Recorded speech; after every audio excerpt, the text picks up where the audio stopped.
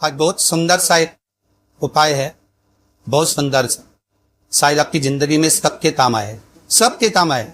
श्राद्ध पक्ष की दूज, चतुर्थी, अष्टमी, दशमी, एकादशी, प्रदोष, शिवरात्रि, ये श्राद्ध पक्ष की वो तिथियां हैं जिन तिथियों पर जिसको प्रैक्टिकल करना है वो यहां से जाकर भी कर सकता है, कहीं पर भी कर सकता, करना जरूर। कहीं श्योर बना महाराज झूठ तो नहीं बोल रहा, इसने प्रैक्टिकल करते रहना। जब शंकर भगवान को जल चढ़ाया जाता है 16 श्राद्ध पक्ष में, 16 दिन श्राद्ध के जब हम भगवान शंकर को जल समर्पित करते हैं तो उसका भाग हमारे पितरों को प्राप्त होता। केवल 16 श्राद्ध के दिन ही ऐसे होते हैं जिसमें शंकर भगवान को जल में दूध मिलाकर चढ़ाने की जगह दूध भले 1 चम्मच चढ़ा रहे हो पर अलग से चढ़ा, कच्चा दूध अलग से चढ़ा, उसके बाद भले तुम जल चढ़ा, पर लोटे में जल में दूध मिलाकर 16 दिन श्राद्ध पक्ष में नहीं ले जाओ।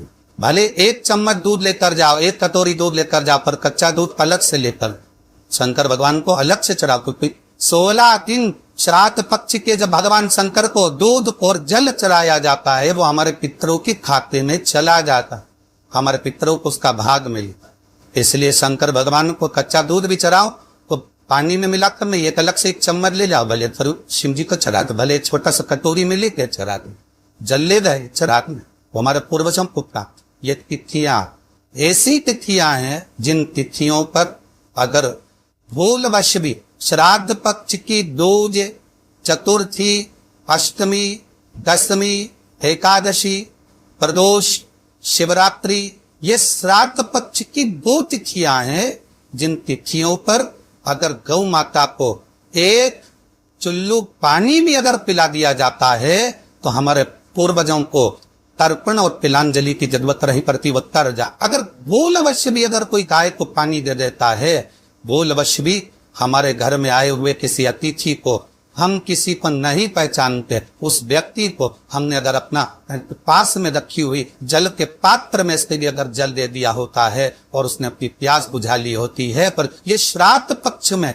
इसका फल 1000 लाख गुना होगा। जिस बालक बालिका का जॉब नहीं लग रहा हो, सर्विस में नहीं लग रही हो, नौकरी नहीं लग रही हो, जगह पहले करते थे जॉब अब छूट रही, 2 साल हो गए, 3 साल हो गए, सर्विस में ही लग रही हो, बहुत प्रयास कर लिया हो, बहुत प्रयास, तो महाराज ताली तिल्ली को पीस कर उसको जल के पात्र में डालकर अपने घर के मटका परिंदा पितरों का जो स्थान होता है, जलाशय होता है, उसके पास में एक पात्र में रख दीजिए कि बेलपत्री या बट का पेड़ या पीपल का पेड़ इस वृक्ष के नीचे 1 रात्रि तक रखे रहने के बाद में दूसरे दिन अपनी कामना कर जिनका जॉब नहीं लग रहा, सर्विस नहीं लग रही, नौकरी नहीं लग रही या कहीं उलझने उत्पन्न हो रही है, उस व्यक्ति को हाथ में ले जाकर उस पात्र का जल 3 वृक्ष पितरों के तुल्य है। कल की कथा में कहा था, पहला बेलपत्री का, दूसरा पीपल का, तीसरा बेद का, ये 3 पितरों के तुल्य है। इन 3 में से किसी भी वृक्ष के नीचे उस काली तिल के जल को समर्पित कर दीजिए। महाराज बाबा चाहेगा, भोलेनाथ जी चाहेगा तो 3 महीने में कहीं ना कहीं योग बना ही दे। बाबा पर विश्वास रख। श्राद्ध पक्ष में महाराज पीपल के पेड़ के नीचे मात्र काली तिल्ली का पानी ही डाल देने से पितृदोष का निवारण हो जाता। किसी लड़के की लड़की की विवाह शादी नहीं हो रहा हो, मंगल विवाह नहीं हो रहा हो, पानी के लोटे में थोड़ा सा काला तिल डालकर श्राद्ध पक्ष में पीपल के पेड़ के नीचे चढ़वा दीजिए। महाराज पितरों की शांति होती है, घर में मंगल कार्य होता है, मंगल कार्य हो जाता, पितृदोष का निवारण होता है। बहुत रोग हृदया, ऐसा लग रहा है कि बहुत बड़ी बीमारी शरीर में आ गई है, वो मिट नहीं रही, बीमारी बहुत बड़ी है, नहीं जा रही। सरसों का फूल भगवान शंकर को चढ़ाना प्रारंभ कर। सरसों तो आप अपने घर के अंदर भी बो सकते हो, उसमें पीला फूल ही जाता है। शिव जी को चढ़ाना चालू कर तो बीमारी समाप्त होना प्रारंभ। घर में शांति नहीं है, लक्ष्मी तो है, परिवार भी छोटा है पर शांति नहीं। जब देखो जब किसी ना किसी का मुंह चलता रहे, क्रोध में बोलते रहे, शब्दों के तीर चलते रहे, शांति नहीं है। प्रयास करिए। श्राद्ध पक्ष में थोड़ा सा कोई सुगंधित पदार्थ, इत्र आदि, पानी के मटके के पास, परिंदे के पास में, जलाशय के पास में उस इत्र को थोड़ा सा कोई रुई में रखकर छोड़ दीजिए। घर में कभी क्लेश नहीं हो सकता, शांत का माहौल हो जाए। इत्र पक्ष में किया जाए। और एक बात और अच्छे से ध्यान रखिएगा, आप ब्राह्मण को भोजन कराएं ना कराएं, आपने धूप छोड़ी ना छोड़ी वो पता नहीं, गाय को रोटी दी ना दी, श्वान को भोजन दिया ना दिया, कौवे को भोजन दिया ना दिया, चलेगा। पर प्रदोष काल में, प्रदोष के समय पर, प्रदोष काल में शाम के समय पर जाकर किसी भी नदी, तालाब, बावड़ी, कुआं, कहीं ना कहीं जो आपके पास में हो, वहां पर एक घी का दिया, बत्ती का मुंह दक्षिण की ओर कर कर अवश्य जला करा जाना। सारे पितृदोष समाप्त हो जाए, सारा पितृदोष समाप्त। किसी भी जलाशय के पास में, नदी, तालाब, बावड़ी, कुआं, जो आपके शहर में, आपके गांव में, आपके नगर में हो, वहां जाकर लगन। अगर नदी, तालाब, बावड़ी, कुआं नहीं है तो पीपल का वृक्ष हो या बेलपत्री का वृक्ष हो या बट का वृक्ष हो, उसके नीचे लगा दो प्रदोष काल में। इसलिए प्रदोष काल में जलाशय के पास में, बावड़ी, कुआं, नदी, तालाब के किनारे पर दिया लगाया जाता है दक्षिण की ओर मुंह कर कर बत्ती का। तो पितृ आशीर्वाद देते हुए जाते हैं कि फलो फूलो, आगे बढ़ो, उन्नति करो, तरक्की करो। ये पितरों का आशीर्वाद रहता है, पितरों का वर रहता है। जिसके घर में क्लेश होता हो, अशांति रहती हो, क्लेश रहता हो, या छोटी छोटी बात पर विवाद चालू हो जाता, या पति पत्नी में, परिवार में, सास बहू आदि का दीप में कहीं ना कहीं कुछ अगर विवाद रहता हो, तो शास्त्र कहता है ऐसा बेलपत्री की डंडी रखिए ना। बहुत ध्यान दीजिएगा, हमारा श्राद्ध पक्ष की कथा चल रही है, ध्यान दीजिएगा। जैसे ये बेलपत्री की जो डंडी होती है, डंडी का जो भाग होता है बेलपत्री की, ऐसा बेलपत्री की 7 भाग लेंगे, मतलब बेलपत्री 7 लेंगे। 7 बेलपत्र लेकर कच्चा जो सूत होता है ना, कच्चा सूत जो जानते पेड़ पौधे में माताएं लपेटती हैं, धागा जो होता है ना सफेद कलर का कच्चा धागा, जो बर में, पीपल में और आंवला आदि में लपेटा जाता है।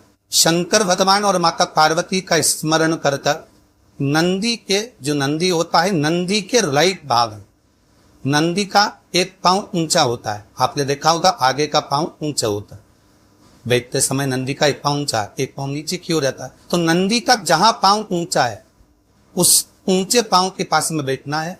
कच्चे सूत पर उस बेलपत्री के जो 7 गुच्छ है, 7 जो बेलपत्री के भाग है, 7 बेलपत्री हैं, उसको अपना नाम गोत्र स्मरण कर कर उस कच्चे सूत को लपेटना है। लाल कलर का चंदन उस बेलपत्री के पत्ते में जो अग्र भाग होता है, सबसे आगे का भाग, 7 में लाल चंदन लगाना है। महाराज उस चंदन को लगाकर प्रदोष काल में शंकर भगवान को समर्पित अगर करते हैं, तो जिस घर का गोत्र होला है, उस घर में कभी क्लेश नहीं हो सकता, उस शांति का अनुभव। एक धागा होता है पक्का धागा, एक धागा होता है कच्चा धागा। बहुत ध्यान दीजिएगा, हमारा पक्के धागे से नहीं लपेटना सके। कच्चा जो धागा पीपल में, बर में या आंवला आदि में जो हम लोग लपेटते हैं पूजन करते समय, वो कच्चा। और एक बात और आपको कहना है, ध्यान दीजिएगा।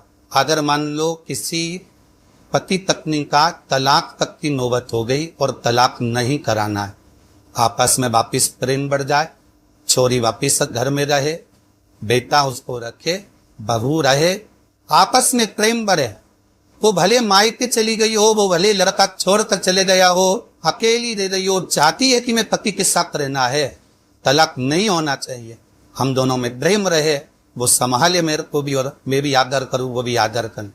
तो मेरा निवेदन है, कच्चा जो सूत होता है, कच्चा जो धागा होता है, नंदी के ठीक पीछे बैठकर कोई साथ में आपका परिवार का कोई व्यक्ति चले जाए और हस्तकमल को, जिसको अपने परिवार में वापस लेना है, उस स्त्री हो या पुरुष हो, दोनों में से कोई भी नंदी के पीछे बैठकर नंदी के पीछे बैठकर हाथ को ऐसा बंद करना है, हाथ में एक बेलपत्री रखना है सीधी सीधी, बंद कर 7 बार उस हाथ पर कच्चा सूत लपेट देना, उस सूत को वापस निकाल लेना है।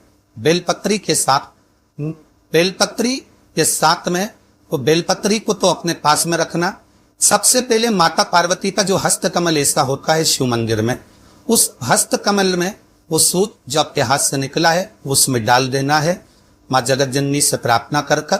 और जो बेलपत्री आपने संबंध को जोड़ने के लिए अपने हाथ में ली है वो शंकर भगवान के कटी भाग में, फिर निवेदन करूंगा कटी भाग को समझ लीजिए। ये शिवलिंग रखा है, जहां पर शंकर भगवान का शिवलिंग, माता पार्वती जी के हस्त कमल पर जो शिवलिंग रखा है ये भाग कटी भाग कहलाता। इस जगह पर जहां शंकर और पार्वती का मिलन हुआ है उस जगह पर उस बेलपत्री को रख देना। महाराज ज्यादा से ज्यादा 3-4 महीने लगते हैं, दोनों में वापिस प्रेम बढ़ जाता है, दोनों एक हो जाए। तलाक तक बात चल भी रही हो तो तलाक समाप्त हो जाए। सही जितने भी विश्व का भाई बहन बड़े घावों से, जितनी ज्यादा आप लोग व्हाट्सएप पे इसको भेज सकते हैं, लिंक शेयर कर सकते हैं, लिंक शेयर करें और इस कथा का लाभ अपने जीवन में उतारिएगा, अपने जीवन को धन्य बनाइएगा, अपने जीवन को धन्य बनाइएगा। सभी को साधुवाद, हर हर महादेव, जय श्री कृष्ण।